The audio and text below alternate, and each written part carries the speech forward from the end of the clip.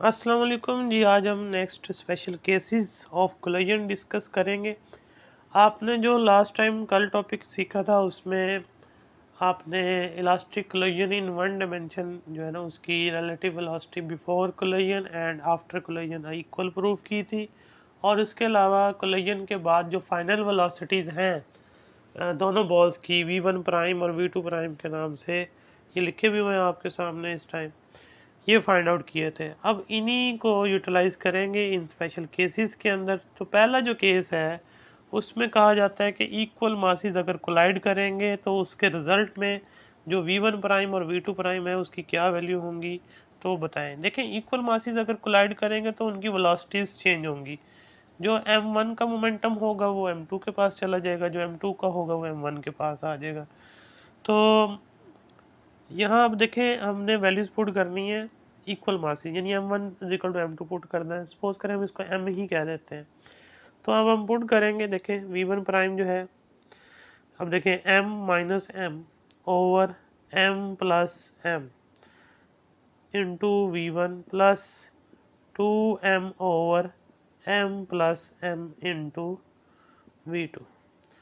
उसके बाद फिर ये ज़ीरो हो जाएगा क्योंकि m माइनस एम कैंसिल करेगा, तो ये 2m ओवर नीचे भी वो 2m ही आ जाएगा इंटू v2, ये कैंसिल होंगे आपस में। तो v1 प्राइम की देखें किसके बराबर आ जाएगा, v2 के। ठीक है जी। तो देखें v1 प्राइम ने मतलब m1 ने क्या अटेन कर ली, m2 की इनिशियल वेलोसिटी। इस तरह जो m2 होगा वो m1 की इनिशियल वेलोसिटी अटेन कर लेगा। तो अब आप यही चीज़ v2 प्राइम में पुट करें तो v2 प्राइम जो होगी वो देखें 2m इंटू साथ में v1 आ जाएगा और divided by m plus m आ जाएगा। और यहाँ पे जो होगा m माइनस एम होगा और divided by m plus m होगा और साथ में मल्टीप्लाई हो रहा है v2। अब यहाँ पे जो 2m है वो नीचे भी 2m हो जाएगा तो कैंसिल आउट हो जाएगा। यहाँ पर m माइनस एम में ज़ीरो, तो सारा आंसर ही ज़ीरो हो जाएगा। तो बाकी जो रिमेनिंग पोर्शन बचेगा ये कैंसिल आउट करने के बाद वो v1 आ जाएगा। लेकिन दोनों वेलोसिटीज़ जो है ना वो इंटरचेंज हो गई। m1 की वेलोसिटी m2 ने अटेन कर ली और m2 की m1 ने अटेन कर ली। ये लास्ट में रिजल्ट लिखना होता है, ये शॉर्ट क्वेश्चन आता है पेपर में। अब केस 2 की तरफ चलते हैं। केस 2 में जो बात कही गई है वो ये है कि मासेस इक्वल होंगे लेकिन जो टारगेट पार्टिकल है वो रेस्ट में होगा। तो केस नंबर 2 देखिए अब। तो केस 2 जो है उसमें पहली बात क्या की गई है कि मासेस इक्वल होंगे, और दूसरी बात ये की गई है कि जो टारगेट पार्टिकल है यानी जो m2 होगा वो रेस्ट में पड़ा हुआ है। तो अब भी देखें वेलोसिटीज़ वही चेंज होंगी, यानी अगर फ़र्ज़ करें ये m1 है, ये m2 है, और m2 अगर रेस्ट में पड़ा हुआ है, m1 आके कोलाइड करेगा v1 के साथ, वो इसकी जगह रुक जाएगा ये वेलोसिटी अटेन करके, यानी ज़ीरो इसकी जगह रुक जाएगा, ये आगे मूव करेगा इतनी ही वेलोसिटी के साथ। अब इसको मैथमेटिकली देखते हैं ये कैसे होगा। m1 m2 बराबर है, उनको आप m का नाम दे दें, फिर दोबारा ये v1 प्राइम और v2 प्राइम में आप पुट कीजिए। तो पहले v1 प्राइम चेक कर लें, m माइनस एम आ जाएगा और divided by m plus m आएगा और साथ में मल्टीप्लाई होगा v1 फिर plus 2m over m plus m into साथ में v2 आ जाएगा। अब यहाँ देखें जो m माइनस एम में ज़ीरो आ जाएगा तो यहाँ 2m ओवर 2m आएगा और साथ v2, ये कैंसिल होने के बाद बाकी जो रिमेनिंग पोर्शन बचेगा वो v2 बचेगा। तो v1 जो देखें v1 प्राइम v2, तो ये इसकी जगह रुक जाएगी और ये वाली बॉल इस v1 वेलोसिटी के साथ आगे चलेगी। तो v2 प्राइम चेक कर लें अब। तो 2m into v one divided by m plus m हो जाएगा और साथ जो है दूसरा फैक्टर m माइनस एम और divided by m plus m और साथ जो मल्टीप्लाई होगा v2 होगा। और अब इसको सिंप्लीफाई करें, 2m डिवाइडेड बाय फिर 2m और साथ मल्टीप्लाई v1 हो रहा है। यहाँ m माइनस एम ज़ीरो, सारा आंसर ज़ीरो हो जाएगा। इसको कैंसिल आउट कर दें, बाकी रिमेनिंग जो रह जाएगा वो देखें क्या आया, v1 आ गया। ये m2 जो होगा वो v1 की वेलोसिटी के साथ आगे मूव करने लग जाएगा। ठीक है, ये केस नंबर 2 था। अब केस नंबर 3 हम डिस्कस करते हैं जी। केस नंबर 3 में कहता है कि m2 greater than m1 and v2 zero, यानी टारगेट पार्टिकल रेस्ट में होगा। तो टारगेट पार्टिकल रेस्ट में होगा और मैसिव होगा। यहाँ पे ये स्टेटमेंट है इसकी, केस नंबर 3 की। अब देखें ये डायग्राम थोड़ी सी बनाई है। देखें M1 बहुत छोटा है एज कम्पेयर टू M2, इसलिए हम M1 को अप्रोक्सीमेशन जो है ना 0 पुट करेंगे और साथ टारगेट पार्टिकल रेस्ट में V2 0 पुट करेंगे। अब देखें थ्योरेटिकली क्या होगा, ये बॉल जाके टकराएगी तो ये इसके पास इतना मोमेंटम नहीं है कि उस M2 का मोमेंटम चेंज कर सके, तो वो टकराने के बाद वापस आ जाएगी उसी V1 के साथ, क्योंकि ये इलास्टिक कोलिजन है। तो -V1 आंसर आएगा, माइनस का मतलब डायरेक्शन उसकी रिवर्स हो जाएगी। तो अब चेक करते हैं कि क्या होगा, और M2 के ऊपर क्या असर होगा, उसकी वेलोसिटी 0 है, वो फाइनली भी 0 ही रहेगी। तो पहले V1 प्राइम चेक करें। V1 प्राइम में ये वैल्यूज पुट करें, M1 की जगह 0 पुट करना है, V2 की जगह 0 पुट करना है, M2 एज इट चलेगा।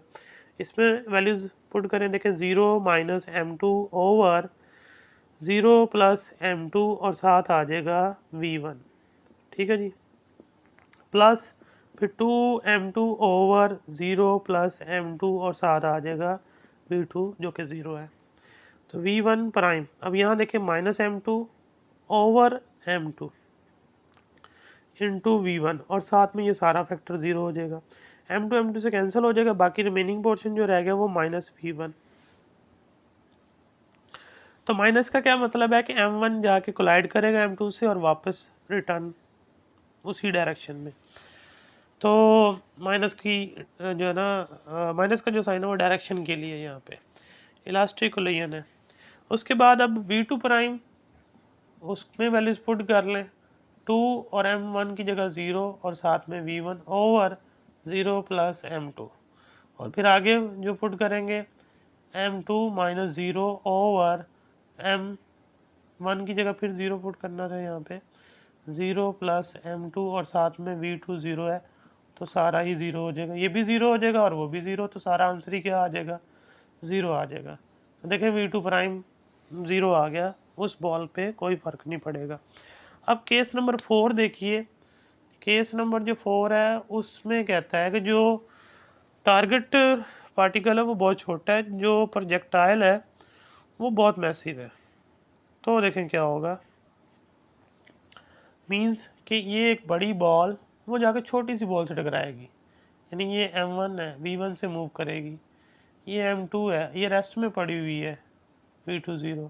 अब देखिए M1 का मोमेंटम बहुत ज़्यादा है, उसके रास्ते में थोड़ी सी चीज़ भी आती है तो उसके मोमेंटम में कोई ख़ास फ़र्क नहीं पड़ने वाला, जबकि जो M2 होगा वो V1 के ट्वाइस जो है ना वो ट्रैवल करेगा, यानी M2 ने जो वेलोसिटी अटेन करनी है वो 2V1 होगी, इसके डबल। तो उसका मास बहुत कम है, उसको जो मोमेंटम मिलेगा वो बहुत ज़्यादा होगा। तो अब हम ये चीज़ पुट करते हैं। अब इसमें जो अप्रोक्सीमेशन क्या है जी, जो हमें दी गई है वैल्यूज़ के, M1 जो है वो ग्रेटर देन है M2 से, और साथ में एक बताई गई है कि V2 0 है। तो M1 ग्रेटर देन M2 है, तो M2 को आप अप्रोक्सीमेशन क्या करेंगे, 0 पुट करेंगे और V2 0 पुट करेंगे। ये दो चीज़ें आप पुट करें। देखें V1 पहले V1 प्राइम चेक करते हैं। देखें M1 एज इट आ जाएगा, M2 की जगह 0 divided by M1 as it plus 0, और साथ जो मल्टीप्लाई होगा वो V1 आ जाएगा। फिर अगली टर्म 2 M2 की जगह 0 पुट करना है, तो ये 0 आ गया, V2 भी 0 पुट करेंगे और डिवाइडेड बाय M1 और साथ में 0 पुट करेंगे M2 को। तो V1 प्राइम देखेंगे ये तो सारा फैक्टर 0 हो गया, ये कैंसिल हो जाएगा M1 से, बाकी V1 रह जाएगा। तो देखें वो ऐसे एज इट ही मूव करता रहेगा M1, उसके मोमेंटम पे कोई चेंज नहीं आएगा। तो फिर हम बात करते हैं V2 प्राइम की। मैंने बोला था ये डबल वेलोसिटी से ट्रैवल करेगा, तो 2 देखें यहाँ पुट करना है, अब 2M1 into V1 divided by M1 plus 0, ठीक है जी। उसके बाद साथ में M2 0 फिर माइनस M1 ओवर नीचे फिर दोबारा आप M1 और फिर प्लस 0 और साथ में V2 0 है तो सारा आंसर ही 0 हो जाएगा, ये वाला पोर्शन। यहाँ देखें 2M1 over M1 into V1 और साथ में ये तो 0 होगा, यहाँ से M1 से कैंसिल हो गया, 2V1 आया। देखें जो टारगेट पार्टिकल है वो double velocity of the projectile particle से ट्रैवल करेगा, ये इसका रिजल्ट है। तो ये 4 केसेस जो है ना वो शॉर्ट क्वेश्चन में आ सकता है कोई भी केस, तो आपने उसको फिर सॉल्व करना होगा। उसके लिए आपको V1 प्राइम और V2 प्राइम की वैल्यूज़ आनी चाहिए। अब 2 शॉर्ट क्वेश्चन और हैं, उसकी तरफ चलते हैं। जी अब देखें force due to water flow. इसमें फ़र्ज़ करें एक रबड़ वाला पाइप जो है ना वो आपने पकड़ा हुआ है और सामने दीवार, उसके ऊपर आप पानी जो है ना वो स्ट्राइक करवा रहे हैं। तो अब ये पाइप है, तो उस पाइप के नोज़ल से पानी बाहर आएगा और आके वॉल पे स्ट्राइक करेगा। वॉल पे स्ट्राइक करेगा तो फिर नीचे गिर जाएगा, रेस्ट में आ जाएगा। अब जब वाटर जो है ना वो वॉल की तरफ मूव कर रहा है तो उसकी वेलोसिटी v है। जब वो वॉल से टकराता है उसकी वेलोसिटी चेंज हो जाती है, ज़ीरो हो जाती है। मतलब वॉल की वजह से जो है ना वाटर की वेलोसिटी ज़ीरो हो गई तो उसमें चेंज आ गया। तो हम लिखते हैं वाटर के लिए change in velocity. Change in velocity देखें, फाइनल माइनस इनिशियल होता है। फाइनल यहाँ पे ज़ीरो है और इनिशियल हमारी v है, तो माइनस v आ गया। अब बात करते हैं मोमेंटम की। मोमेंटम भी तो चेंज हुआ अगर वेलोसिटी चेंज हुई है। फिर आपने second law of motion in term of momentum पढ़ा था, उसके अकॉर्डिंग जो rate of change of momentum है वो अप्लाइड फोर्स के बराबर है। यानी वाटर का जो मोमेंटम चेंज हुआ उसके लिए कोई ना कोई फोर्स रिस्पॉन्सिबल है। अब फोर्स कहाँ से आई? वॉल ने अप्लाई की। तो आप लिखेंगे according to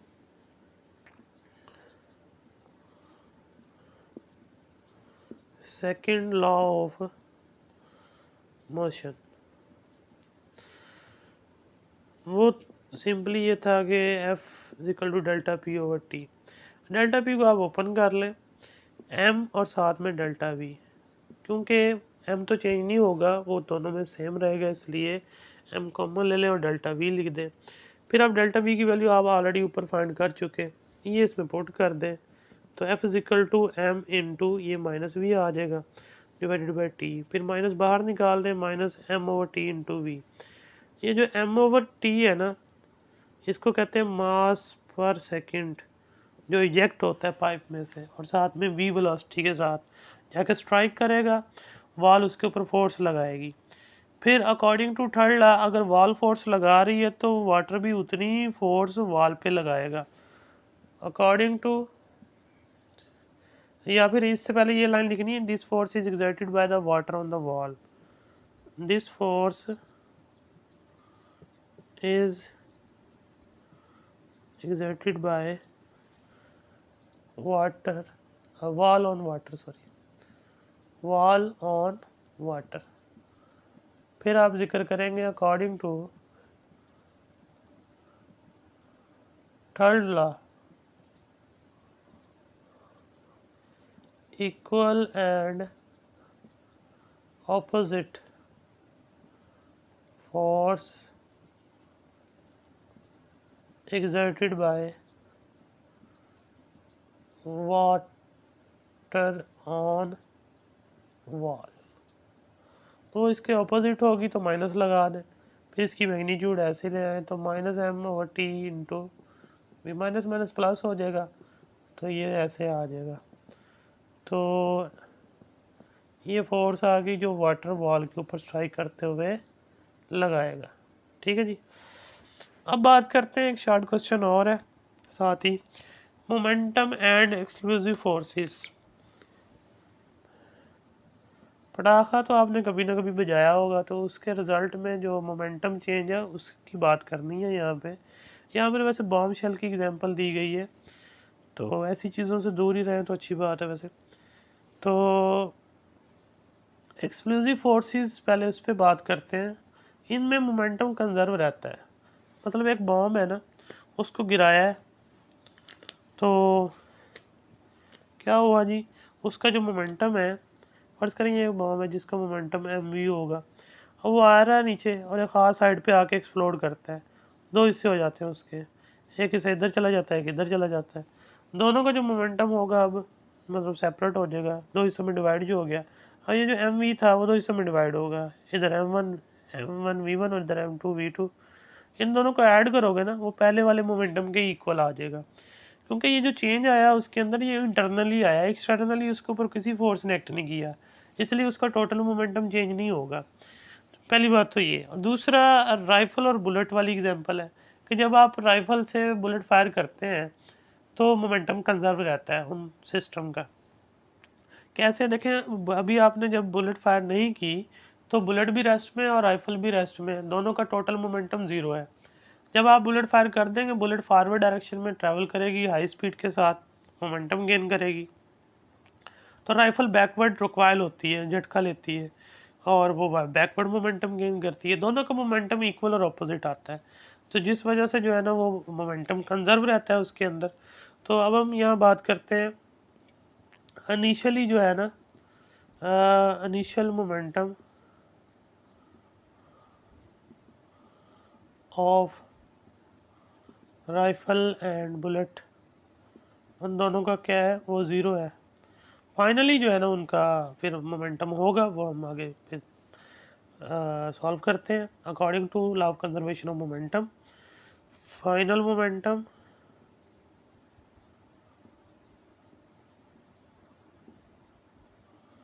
of system is equal to initial momentum